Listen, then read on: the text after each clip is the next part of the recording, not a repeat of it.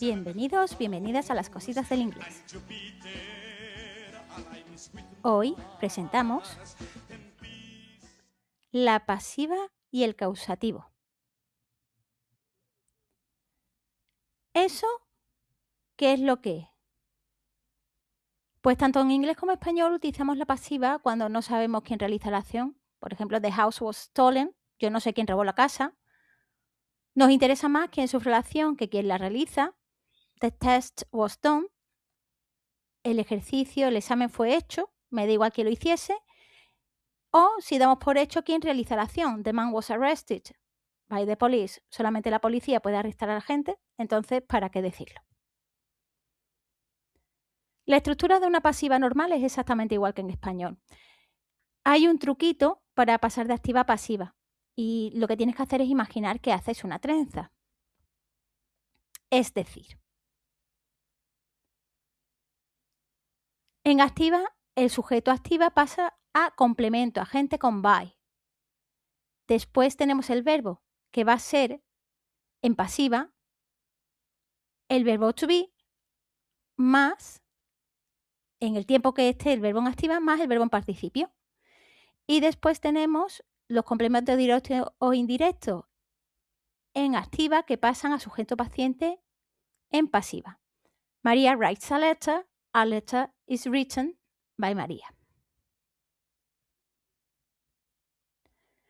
Y hay otro truco más, que da lo mismo cuántos verbos tengamos. Siempre es el número que tengamos en activa más 1. ¿Por qué? Porque lo que vamos a hacer con ese verbo to be es ponerlo siempre en el tiempo del último verbo. Y el último verbo se queda en participio. Otra cosita que tenemos que hacer es fijarnos en la concordancia. Si cambia el sujeto, si ahora el sujeto pasivo es plural en lugar de singular, pues tendremos que hacer que los verbos concuerden. Y si, por ejemplo, teníamos has en activa, pues vamos a tener have en pasiva. Aquí tenéis unos ejemplitos. Pues presente, she writes a book, the book is written by her, ¿vale? Pasado, was written. Pero en presente perfecto continuo, si veis, tenemos has been writing. Tenemos 3 verbos. Bueno, pues en pasiva vamos a tener 4. Dejo el has tal cual, porque no afecta a la concordancia, el been tal cual, y ahora pongo el verbo to be con ing, que es como termina el último verbo, being. Y el último verbo en activa, que es writing, ahora pasa a ser written, que es el participio pasado. Los verbos irregulares hay que tenérselos muy aprendiditos.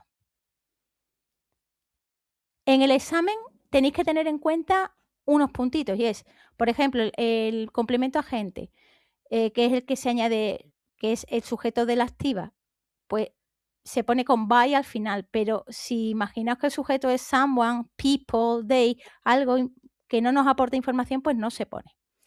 Otra cosa también importante, en español la pasiva solamente se hace con el complemento directo, como sujeto paciente, pero en inglés podemos hacerlo de las dos maneras, con el complemento indirecto y con el directo. Y se prefiere siempre el complemento indirecto. Por ejemplo, they gave me a prize, me dieron un premio. I was given a prize. Y eso, aunque a nosotros nos suene raro, es mucho más natural que a prize was given to me.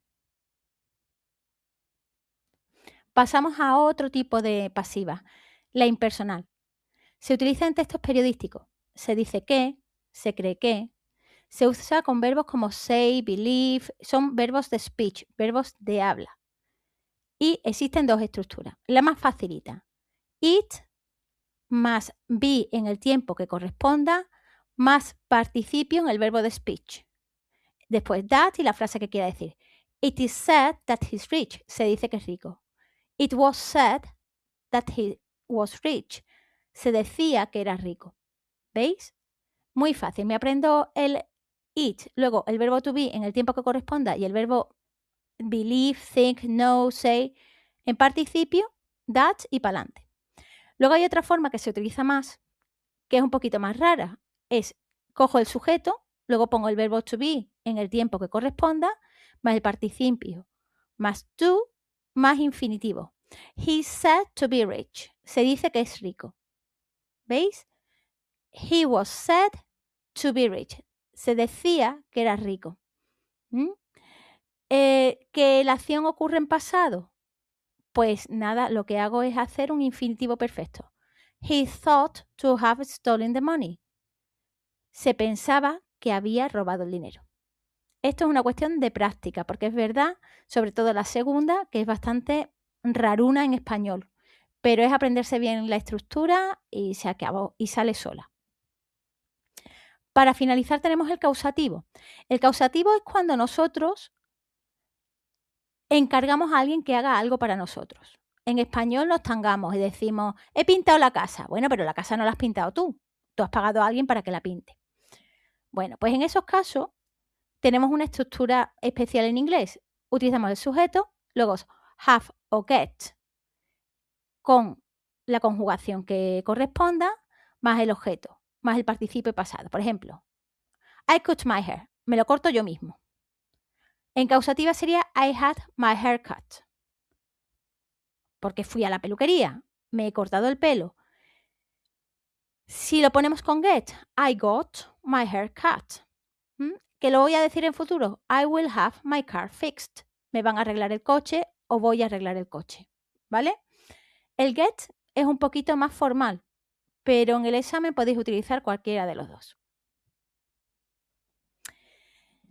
Cuando os encontréis en el rewrite, en la parte del use of English de selectividad, una pasiva, yo me iría de cabeza a este tipo de estructuras porque son muy fijas.